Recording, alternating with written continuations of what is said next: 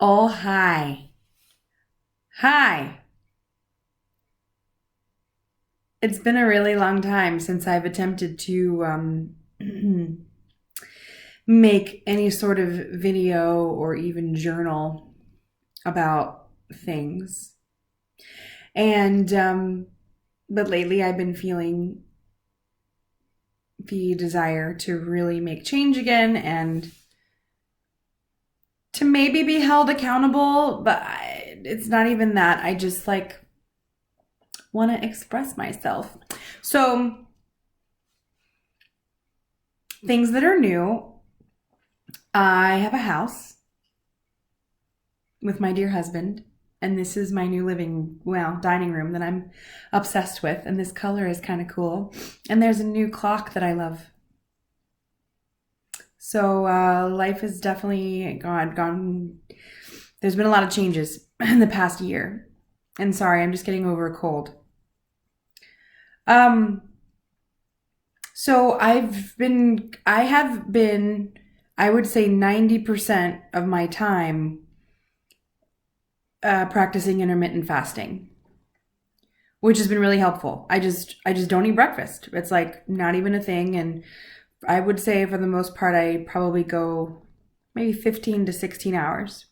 And so I think even though there's so many other things that I want and goals that I would like to have accomplished by now, I think there's really something to be said for maintaining the same weight for a year.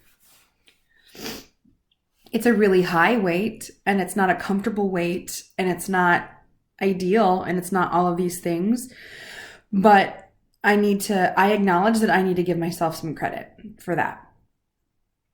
So there, yay, I gave myself credit. But then here I am, and I've been doing a lot of studies this year, understanding a little bit more about basically anatomy and how we are made, how we are designed. And then with that knowledge, learning how to move, learning how to do any activity that is your desire. So I've been studying all of that. And what's really exciting is I am noticing better movement without pain. I have done a complete rehaul with my feet and walking. I got rid of most of my shoes and I know the type of shoes that I need. And that's really exciting. And I think the more astonishing point is I am moving better even at this weight. I think for so long I have said, well, you will feel better when you are lighter, lose the weight first and then you'll figure it out. So there's something really exciting and empowering about the fact that, hey, I am finding ways to alleviate pain. I feel the most flexible, even at this weight. I feel the most flexible I felt in my entire life at practically 10 pounds away from my highest weight. So things are good. The way I feel now, I'm just desperate to alleviate, to it's not have the pain go away because I feel like I have a new relationship with pain, but I know there are things that I can do. So in my eating windows, I'm oftentimes still eating garbage. A lot of carbs, a lot of sugar, a lot of convenience foods. I'm staring at a box of donuts behind the computer right now.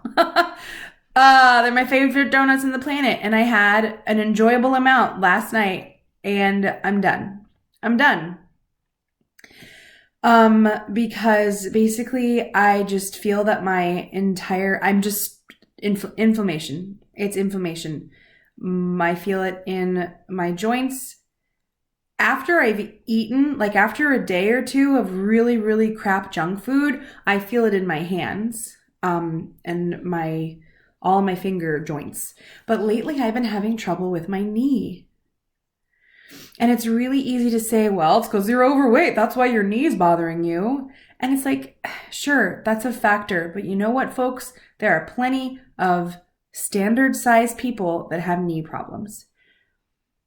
So there's just, a voice of wisdom that's telling me, hey, It's the inflammation. It's the inflammation.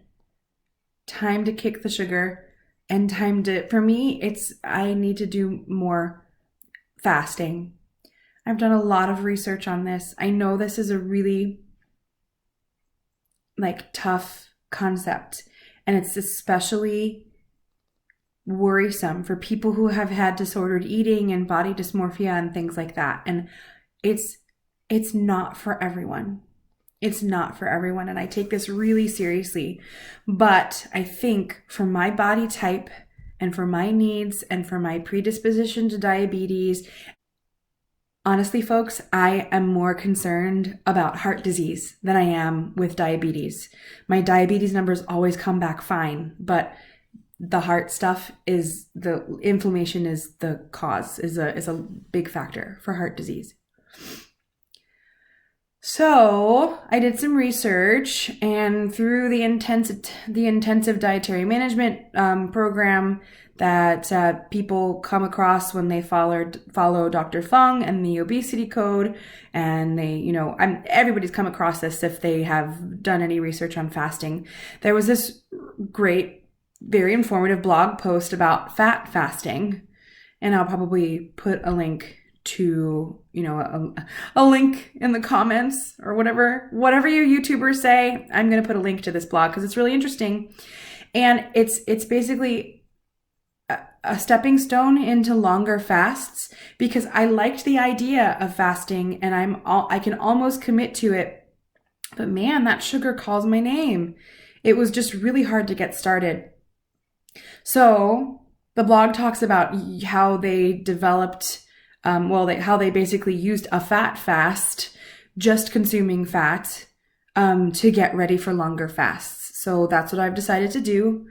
I'm going to eat when I'm hungry. I'm going to stop eating when I'm full. What a novel concept, folks. You all probably know sugar, especially, is food without breaks. That's from the people that started Whole30. It starts with food is their book. And it's sugar and carbohydrates. It's food without breaks. It's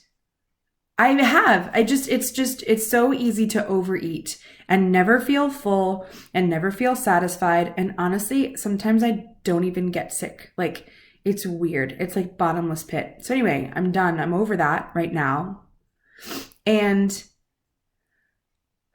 I am going to eat when I'm hungry, stop eating when I'm full. So today's the day. I've had a really tough day today.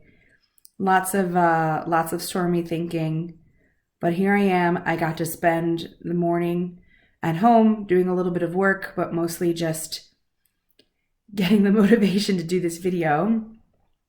I forgot to put something in the shake. But anyway, I made myself a smoothie with greens that were going bad in the refrigerator. No excuses. Start. If you are ready to start, just start. Anyway, so with greens and a half a can of coconut milk and probably about a half an avocado. It almost seemed like a full avocado. Anyway, 2 little packets of this avocado mash that I have. They're like individual servings. 3 hard-boiled eggs. I stayed up last night and hard-boiled or steamed a dozen eggs in the Instant Pot, and it's the best thing ever, and you all need to do that. Anyway, 3 eggs, mayonnaise, and a couple slices of prosciutto from Aldi, which I really love. And I think that's my meal for the day. I stopped eating around midnight last night. I didn't eat until about 2:30 today. So even that wasn't 16 hours, but it's fine because I think this is all I'm going to eat today because I'm going to go teach and then I'm going to a play tonight. I'm very excited.